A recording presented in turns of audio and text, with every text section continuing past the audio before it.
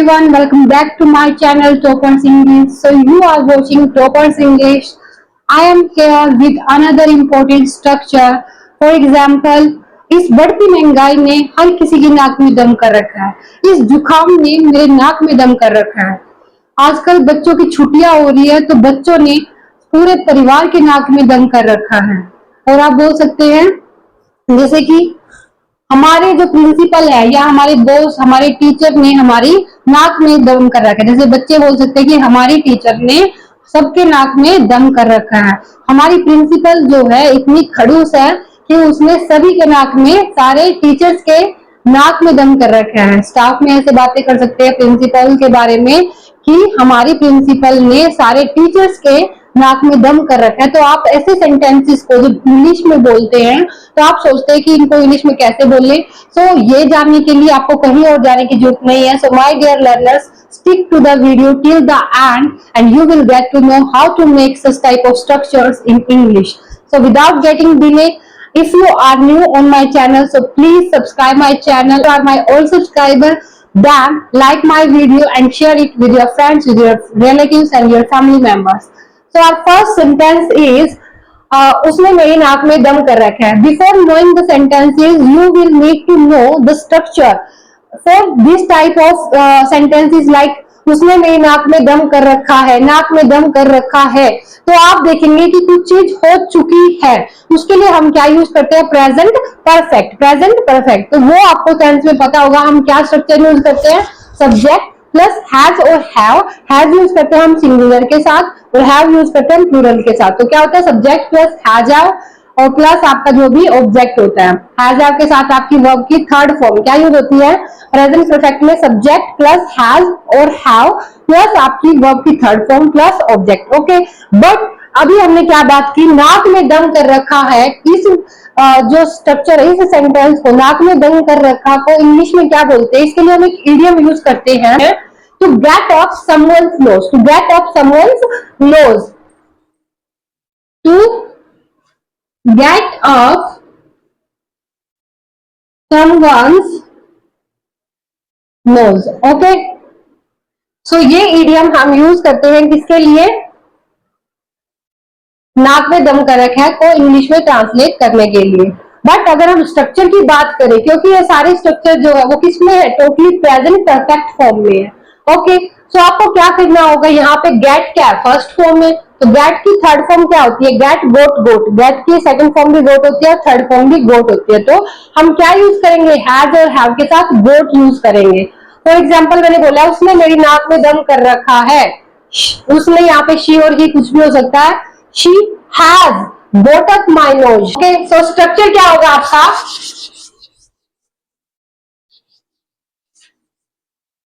आपका स्ट्रक्चर होगा dear students, यहाँ पे सब्जेक्ट प्लस सब्जेक्ट के साथ आप क्या यूज करोगे?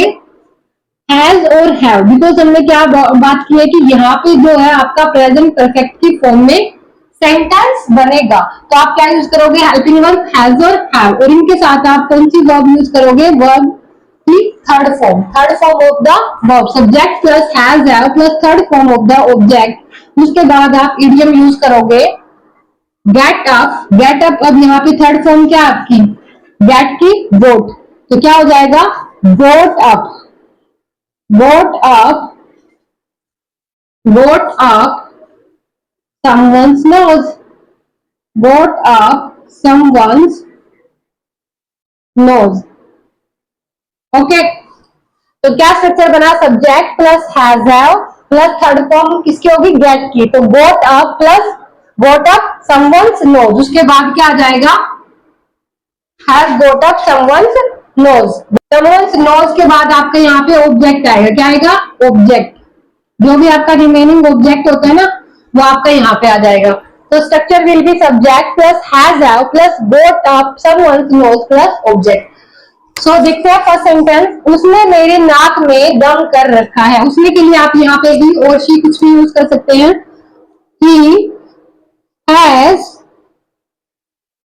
he has got up my nose. He has got up my nose. और यहाँ पे आप बोल सकते हैं she has goat up my nose. Next sentence देखते हैं, हमारे प्रधानाचार्य ने सबके नाक में दम कर रखा है। प्रधानाचार्य क्या होते हैं? आपके principal, principal. So our principal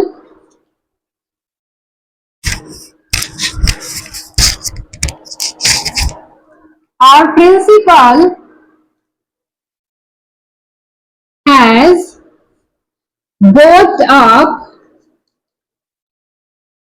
everyone's nose। Our principal has got up everyone, सबके में हर किसी के everyone यूज करेंगे। इस सिर दर्द ने मेरे नाक में दम कर रखा है। आपकी कोई भी प्रॉब्लम होती है आप बोल सकते हैं कि इस जुकाम ने मेरे नाक में दम कर रखा है, इस हेडेक ने मेरे नाक में दम कर रखा है, तो आप क्या बोलोगे? दिस, इसके लिए this headache, this headache has got up my nose। Next sentence है, इस चिलकती गर्मी, चिलकती गर्मी के लिए क्या यूज करते हैं हम? Scorching heat, scorching heat. इस चिलकती गर्मी में हर किसी के, मीन्स एवरीवन के नाक में दम कर रखा है, ठीक है? वो क्या होगा? उसका वही फ्रेज यूज करेंगे अपनी, someone nose, got up someone's nose. क्या बनेगा? This scorching heat, this scorching heat has got up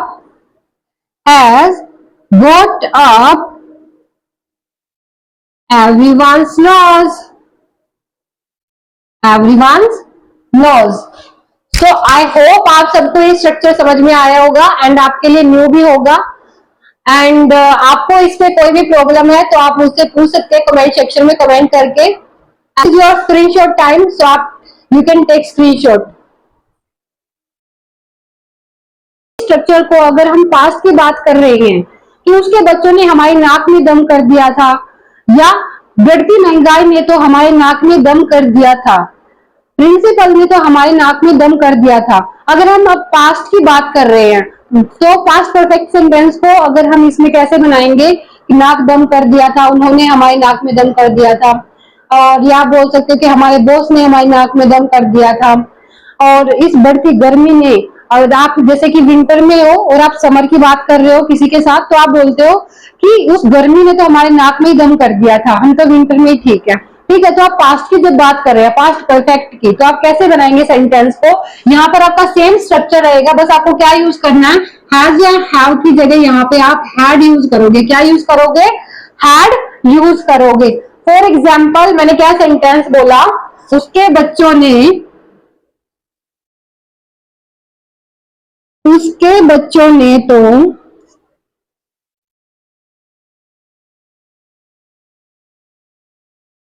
हमारी नाक में दम कर दिया था, हमारी नाक में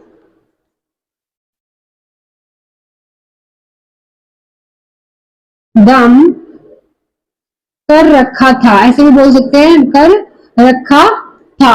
अब आप पास्ट की बात कर रहे हैं कि रखा था, तो आप पास्ट परफेक्ट की बात कर रहे हैं। और जब पास्ट परफेक्ट की बात होगी तो सेंटेंस होगा आपका subject plus had plus third form of the verb plus आपका जो इडियम है got up someone's nose plus आपका ऑब्जेक्ट। तो कैसे बनेगा?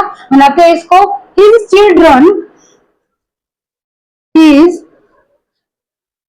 Children had got up, his children had got up our nose, our nose। I hope आपको ये structure भी समझ में आएगा कि अगर हम ऐसे ही सेंटेंसेस को पास्ट में बोलते तो कैसे बनाएंगे। सो दो सेंटेंसेस मैं आपको देती हूँ कि इस बढ़ती महंगाई ने हर किसी के नाक में दम कर रखा है, और दूसरा सेंटेंस है आपका इस जुखाम ने मेरे नाक में दम कर रखा है। आप इन दोनों सेंटेंसेस को इंग्लिश में कमेंट सेक्शन में कमेंट करके बताइए कैसे बनेंगे। And if you have any problem you can message me in comments. So मिलते हैं किसी ऐसे ही नई यूजफुल वीडियो के साथ। Till then keep learning. Bye bye. जय हिंद, जय भारत।